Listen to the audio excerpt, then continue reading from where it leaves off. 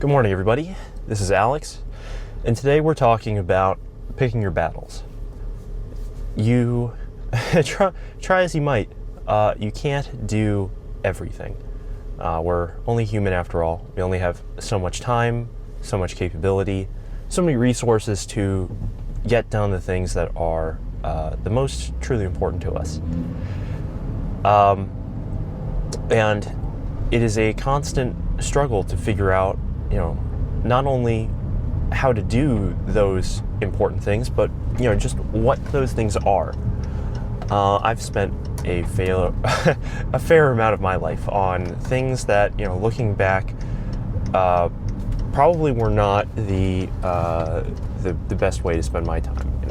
I have lost time with friends and family, people that were very close to me. I've spent my time on pursuits that ultimately have not coincided with what I now see as my goals and my vision for my life.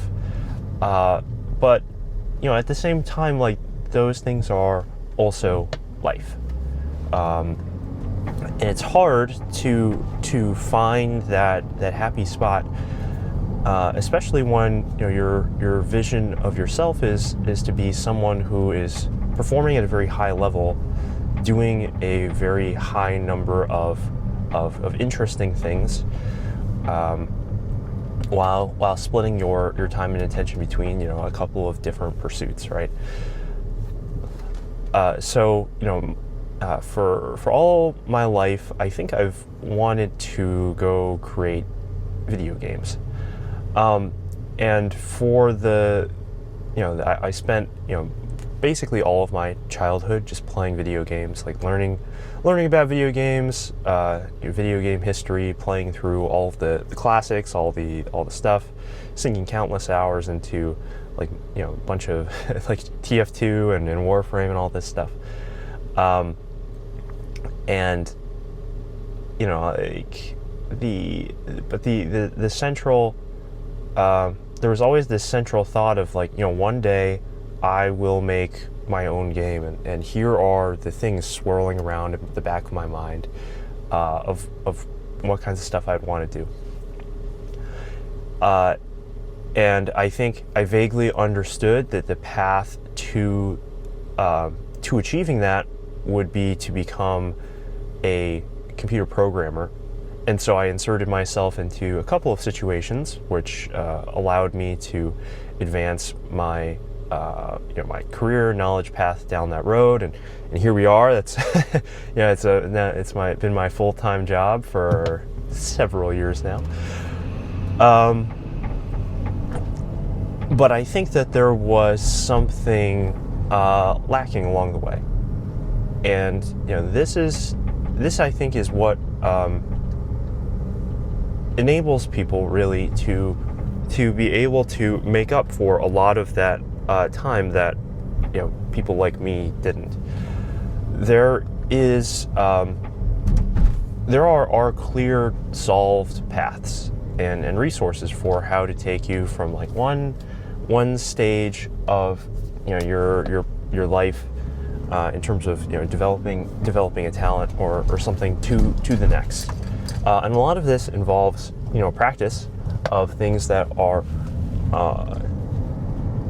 what you should be doing at your skill level. There are people you should be meeting, things you should be working on, right? And people I think in the general sense understand that if you want to be an Olympic level athlete, as Jonathan Blow says, you must do an Olympic level athlete amount of practice and preparation. I knew a couple of these top-end athletes from when I was growing up. I was in, I played a lot of squash growing up. Yeah, yeah. If you were at all interested about my snooty background, and there was one particular person. She was a girl a few years younger than me, who was just in the squash court basically every single waking moment of her life after school ended. And this drew some ire from other people. Doing things like this, it alienates you. She began performing to the level where she was not able to continue really playing with her peers, with other players. She was kicking my ass all the time. And she went on to go compete in like the junior level Tournament of Champions, one of the highest end squash tournaments in the world. Right, this is where like the top professionals play. Is at this little pop-up squash court in Grand Central Station. But there she was still like a sophomore in high school or something, in the junior division of TOC, and I believe she's continued on and made some great strides since then. So but it's that level, I think, of dedication to your craft, to your art, to your sport, whatever it is, along with finding the thing that is coinciding with whatever your natural inclination or talent is, that lets you achieve these really high marks, right?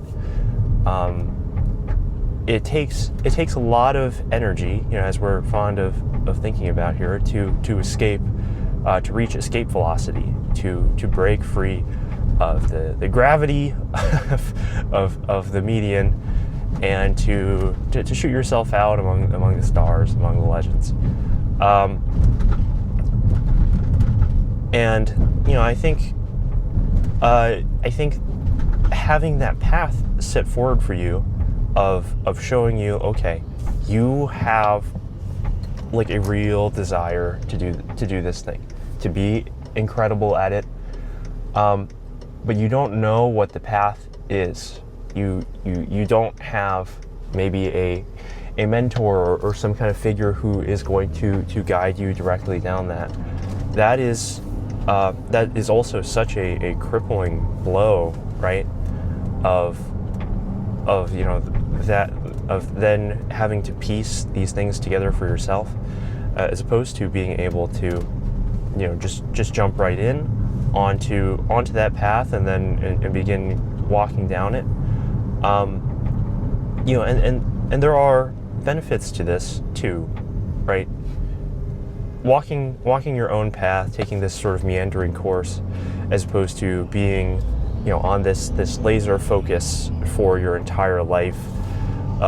You'll pick up more things, different things, right? You become much more well-rounded. And in my life, there's certainly been a large amount of things that I have spent my brain energy on that are not computer programming and game design or whatever.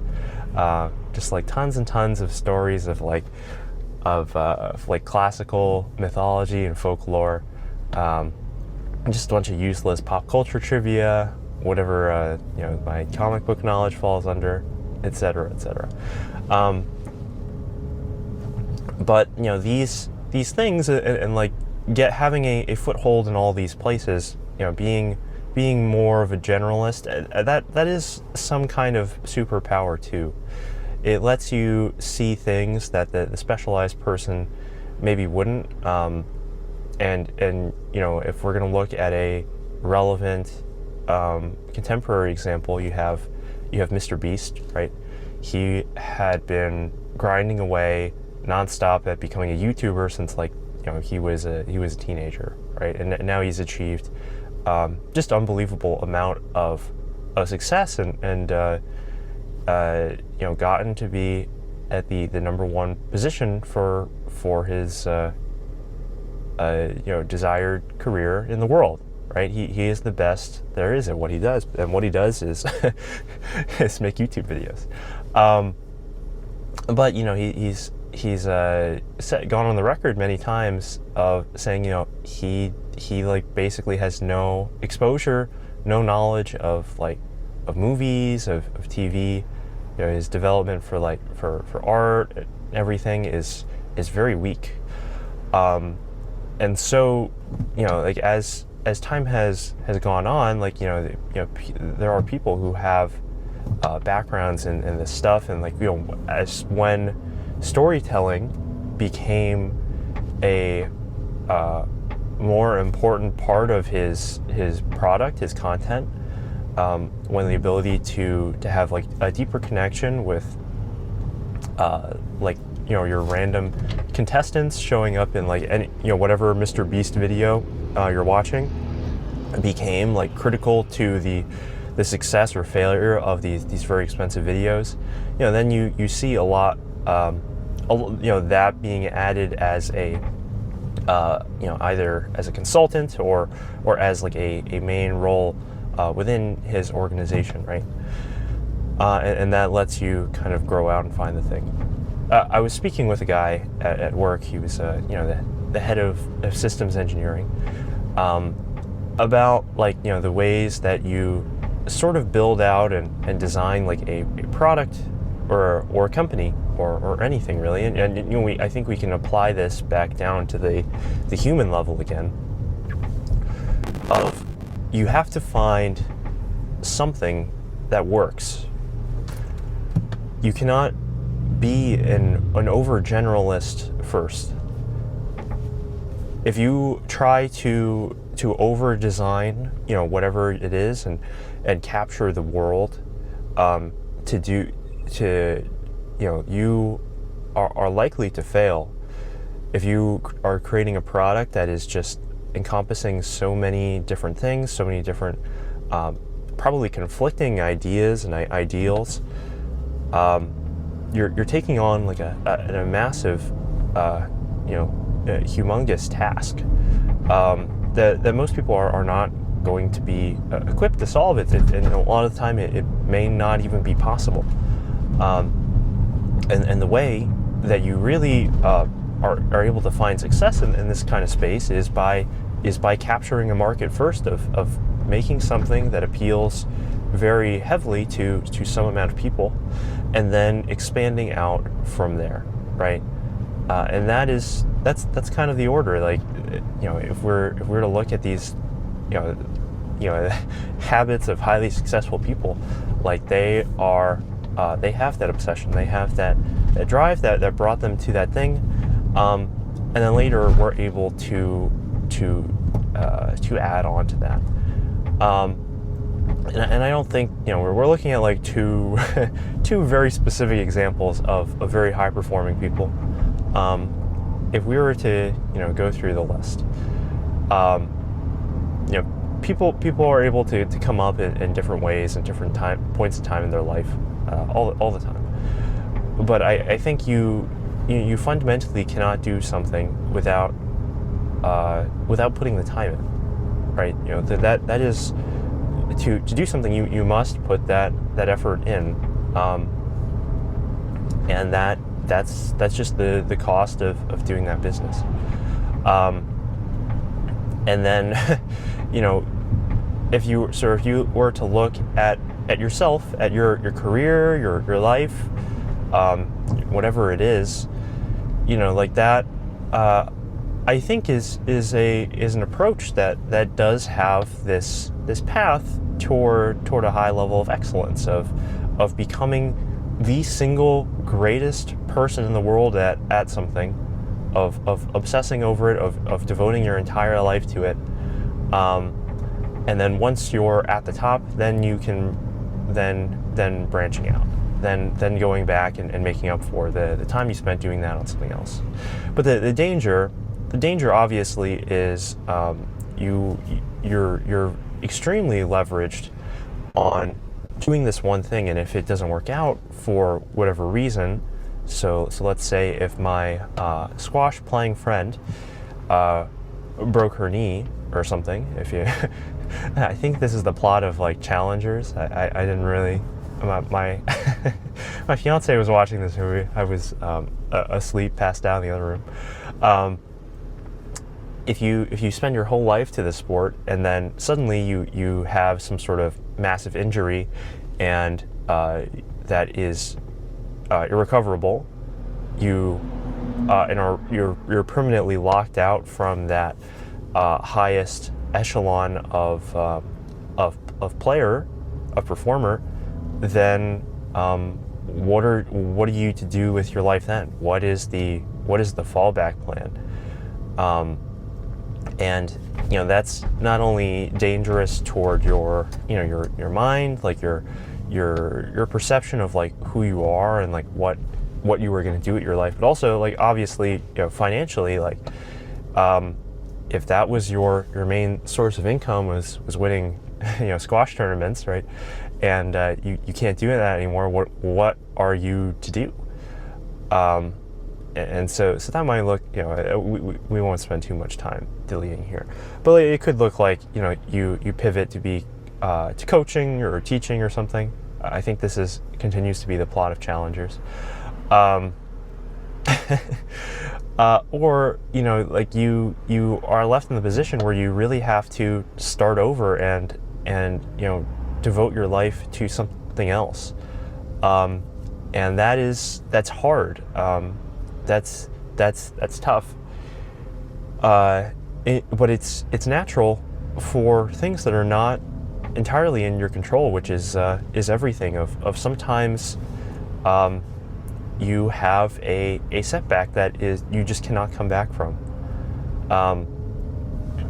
My father, he is he's a finance guy. He runs mostly with a strategy of passive index investing with some kind of he's a quant, so he layers on top of that some sort of like quantitative modeling that is supposed to extract a little bit of alpha from that more passive cover everything strategy, right? And that that's the way he kind of runs his ship. For his actual personal portfolio, how he invests, how he thinks about things is he is a staunch believer in the buy and hold for life philosophy. And what that means and why you would do it is basically you are just buying these like big index funds or big passively managed things that get the return of the market. These have much lower volatility and risk than let's say if you were to put all of your eggs into like Apple stock or something, because you're not at the whims of just one company's performance, but you're basically going to be around the wherever like the entire rest of the stock market is performing. And so like even if you have a bad day, it's like, oh well, everyone else had a bad day too. It's recoverable, right? On that scale, things are recoverable because the odds of the entire market jumping off a cliff and then staying down at the bottom of that cliff, I don't know where this metaphor is going, are very low versus at least enough of it bouncing back. And you'll if you were to look at historical data of stock market crashes and then the subsequent returns to the previous market level, at least in the U.S. and international market, a lot of these things are may last like a couple years before they're backfiring as well as they could be, but you do occasionally have like a black swan. So trading a lot opens you up to a bunch of risk of maybe you are mistiming your trades in some way, and that gives you like some sort of like worse cost basis for your fund than you otherwise normally would have, right? And it opens you up to a lot of taxation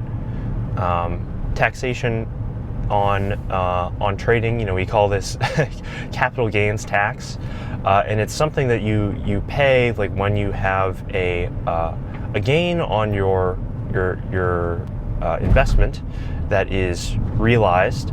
So when you have sold a stock that has accrued in value. I don't know if that is the correct way to say it, but there you go. And so the government comes in and takes some part of the money as like friction in the system, and this is supposed to not only raise money for them and and their friends, but it also is a way of incentivizing people from staying away from the heavy amount of trading type behavior, right? It's like this is like the game theory part. This is where it all kind of ties back in. So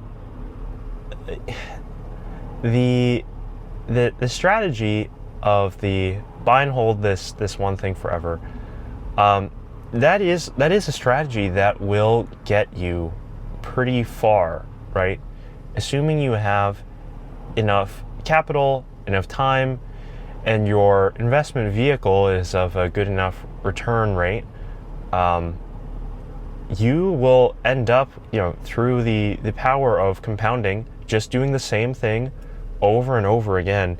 You will get, you will end up likely with a huge sum of money after, let's say, like a 40-year investor life cycle or something of, and you're, if you are just saving a bunch of money and retire, like your 401k, hopefully, if you've been maxing that out, or your IRA is going to have like a hefty chunk of change in it. But here's the thing, right? You also do get paid for risk, right? This is a strategy that works in the long run, but it's largely risk averse, as we've said. But it will not, and it kind of removes yourself from all this volatility. But like, it does not have the ability to pay out like an extreme tail end amount of money in any sort of situation, right? Because if you were to have some sort of like ridiculous, let's say like Apple, we go back to Apple stock goes up 10,000% in 1 year, something that's not even like close to a realistic hyperbole. But let's say something like that happens. If you only own market, if your weighting of Apple is only market percentage, you're not going to realize that 10,000% return, right? You're not going to find those extreme tail end things that can get you, these random things that can get you to that point. And so you have on both extremes of of external risk, can be career ending, but it can also be that huge payoff, that huge thing that allows you to break out of whatever your current station is, right? I feel like I'm kind of losing the thread here. The idea of all of this, right, is that you have to live your life some way. You have some there probably is some natural path for you to take in terms of what is the best thing for your career and happiness. What is that natural path? And if you follow that very cleanly, and don't get bogged down in a lot of distractions or waste things that are clearly just going, don't really have an upside, you have a very good chance of ending up in a nice, happy, stable situation where you didn't really have to, you didn't need to expose yourself to a lot of problems, but in order to go beyond that level and do it in a more faster amount of time, shorter amount of time, opening yourself up to that additional risk by maybe over indexing yourself into one thing or another is the way that you could potentially break out and go up a level. And if you're looking to be at the highest levels in the land, that you must play that game to an extreme amount. That's just the cost of doing that business. So I hope that this has been like a interesting enough sort of discussion.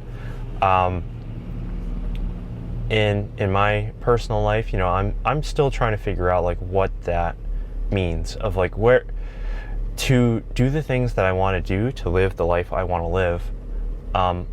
What are these trade-offs and sacrifices that I must make?